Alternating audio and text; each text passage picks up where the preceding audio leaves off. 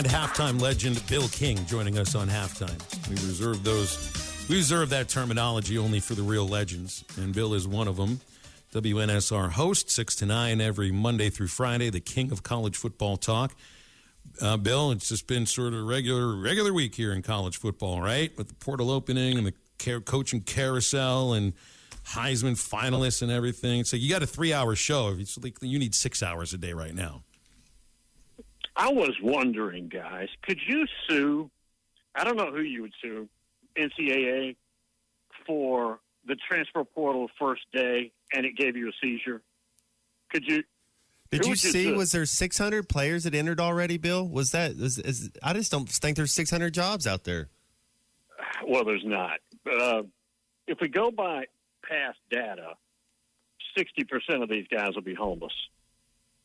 Now, the guys you read about that have all these offers, that's not a problem. But there's a bunch of guys in there that are unheard of, and I'm not trying to be rude, but for a reason, and they're not going to have a home. Well, Bill, it's like, and I understand where you're going. You know, you feel like you're going to have a seizure on Monday. I felt like that the last couple of days. I've kind of given up on following the transfer portal. I've got a million other things going on in life, basketball games to be ready for, shopping to worry about, and all of that. And it coordinator leaving, yeah. That's exactly right. It's like it's an exercise in futility to keep track of all the players that are going in and if they'll fit at Arkansas. I'm just waiting for the dominoes to fall where they may and go from there.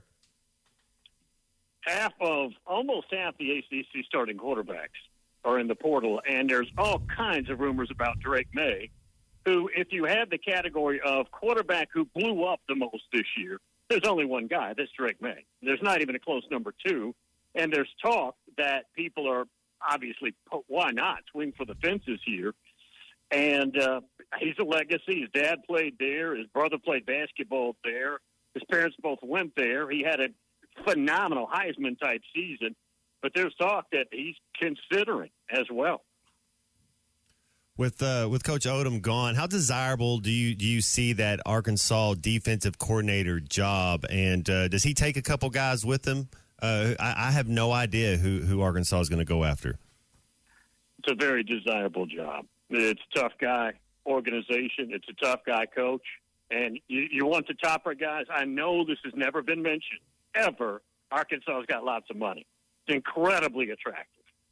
That won't be a problem, and I think Coach will absolutely. I'm not sure. I've been so busy wasting my time in the portal that I haven't really thought much about it, but I'd be shocked if they don't nail that high. Well, I mean, Sam Pittman did well with the hires that he had. I mean, he'd hired somebody in Kendall Briles for OC that had been successful at a bigger program and then had to work his way back up to another big program. Barry Odom was a good DC, had a decent run as a head coach. So if we're judging by that, I mean, look at who he hired as a special teams coach, somebody who knew well, who had built good special teams over at Georgia. He's going to bring in somebody that is established. I don't think it's going to be like an up-and-comer. It'll be someone that's established, maybe a defensive coordinator somewhere else. Well, I mean, here's the first call I would make. Jim Leonard at Wisconsin has said, I'm going to stick through the bowl, but I'm not staying. And he's an incredible defensive coordinator. Now, I don't know if he has a geographical preference or he's a Wisconsin guy now. So I don't know if he'd come down south or if he'd go out west if somebody – I don't know what he's thinking. Obviously, he's hurt because he was the interim and he didn't get the job. And frankly, I understand. If you can go get Luke Fickler, you're not going to elevate your interim. But Jim Leonard is a fantastic defensive coordinator. And, again, Arkansas's got lots of money. That's about the first call I would make. A lot of people texted in wondering if Gary Patterson would be interested. I don't know how to answer that. I just know he was a Texas defensive analyst, and usually if you're going to be an analyst after you're a head coach somewhere else, it means you probably want another job again. Do you think Patterson ends up this year as a head coach somewhere else, or do you think he'd be a good? Not that he wouldn't be a good choice at Arkansas, but is that somewhere he would look to take that DC job? You think? I don't think so. Gary has made tons of money. I mean, millions and millions and millions, unlimited millions. He married into money, too. And I think he's burnt out on that whole grind, 24-hour-a-day job. I think this analyst thing is perfect for him. He's in Austin. You know, they're considered a soft program, maybe a little more hardened this year, but T. Sipper, a bunch of guys that think they're owed something, and that culture has been, since Colt McCoy's last year, that culture's been wrecked. And he can have some effect on that. And I do think they were better defensively this year. I just don't, first of all, money, you can't go buy him. Money's not a thing. And I think he enjoys his hours right now. Bill, you said you've been looking at the portal, and Arkansas definitely needs help at a lot of positions. What's a big portal position this year that seems to be, is it a lot of receivers, a lot of D-backs? What's some of kind of the biggest positions that you're seeing a lot of moves? Okay, and you're a quarterback, but let's do this. Obviously, everybody could, except for Southern Cal, Caleb Williams, North Carolina, Drake May stays, and Michigan. Who else? Yeah, Michigan. I mean, you're not going to – everybody would love to have a quick portal quarterback. Obviously, you're not going to replace K.J. Jefferson. But anyways, I would say there are a lot of receivers. There's a kid at Kent State, the Cephas kid that Ohio State's already offered. Georgia has offered. Tennessee's offered. Arkansas has probably offered. There's Mississippi State's best receiver is in the portal. Georgia's offered him. Yeah, Ole Miss, Tennessee. Everybody's offered him. So I'd say receivers are plentiful, and you know what? That's a position that's plentiful. But these are guys that can come in and impact you. Central Florida, one of their best receivers, who's a slot. There's some talk about Tennessee there because of the Josh Heupel pass at UCF. And then the commodity, though. Okay, lots of receivers, guys, but the commodity would be a strapping warrior.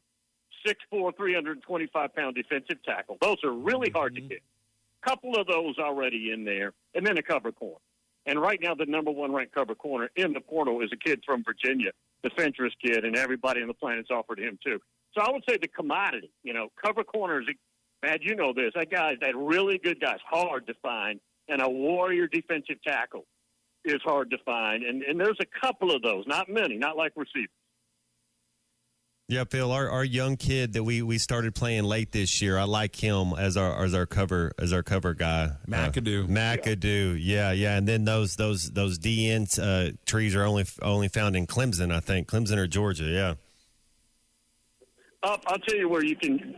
It is so rich. I think we've talked about this before with defensive line, any position, but defensive ends, defensive tackles is up and down the Eastern Seaboard to D.C. all the way up down into the Carolinas, Virginia. Guys, that is gold there. It's every year, same thing.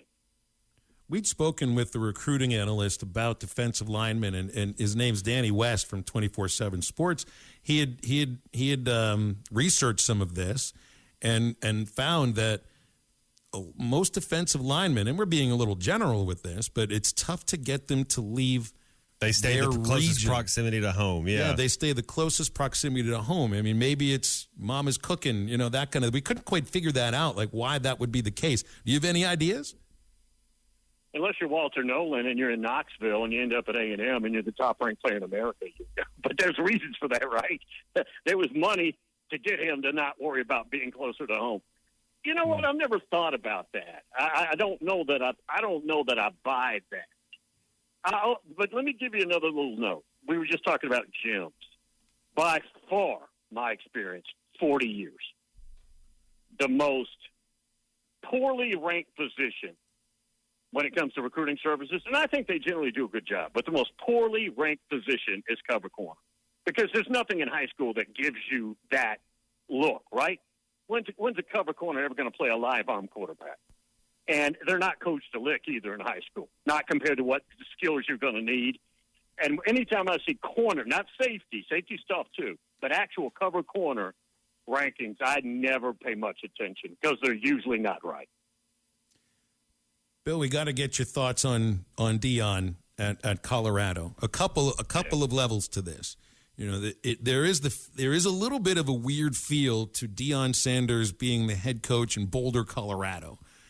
And then there was the message that he delivered to the team, that 7.5-minute message, which really had a lot to do with, I'm coming.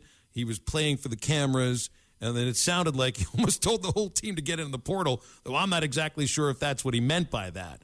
It seemed like it sounds like he'd be a good Division I FBS head coach. He did really good work at Jackson State. It's a different level that you're going at. You're going up against much different coaches, different recruiting, better programs overall. But what did you think of that hire? And then what did you think of that video? I've known Rick George, the AD there, since he was at Vanderbilt in the early 90s. Known him 30 years. And this was a very good outside-the-box hire. Even if it doesn't work out, it's a fantastic idea. How many times can you go as a school, whichever school it is, who's down, and just go project the next guy who won at a couple of levels, but he hadn't had that chance yet? And 7 times out of 10, it doesn't work, right? You got to, if you're Colorado, you got to swing for a 5-run grand slam. And again, if in 3 years it's a catastrophe, so what? You were just 1-11. What's it going to do? Cost you some ball games? You're already losing. Fantastic idea. And in the portal, he's going to be able to get players. And recruiting, he's going to be able to get players. And here's another pet peeve of mine. Everybody, particularly the mainstream media, oh, this is fantastic. Freedom for the players. Coaches can move around. Deion just showed you the other side, y'all. Walking right in the auditorium, a bunch of kids beat down 1-11, probably just want to hear something relatively nice, and told to get the hell out. Literally. Not only that, but I've got my own quarterback, my kid, and I've got 10 dogs coming with me. You all are better off getting in the portal. How about that for Merry Christmas? I think they like it as far as an athlete. You want to be, you don't want to be lied to. And if it ain't going to work, man, tell me, let me go somewhere else. And I think that's respected. I think that's why a lot of those young players do like Deion and the way he goes about it. And I'm not saying it's right or wrong, because we had Barry Odom in his conversation to the UNLV program is just a totally different thing. And so I guess each situation is different. I love the hire too. Will you watch this Army-Navy game? I usually watch this, and it's kind of a standalone game. Do you find yourself watching that every year? I do. I like the variety. I don't want to see that offense 10 times a day, but I do want to see it. I love it. Right? And you've got a bunch of guys, one out of the whole roster may play in the NFL some, maybe, on each roster.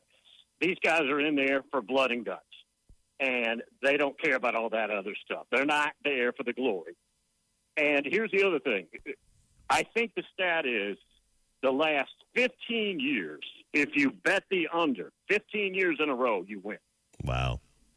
Some good betting and I think advice. The under, it's like something like 30-something this 32 year. 32 and a half right now, yeah. Might as well. I mean, so 14 to 14 at halftime, you're probably in trouble. Might as well just artificially set the number low, just because. Correct. And of course, later on that night, you get the Heisman Trophy awarded, and I mean, Caleb Williams is still the front runner.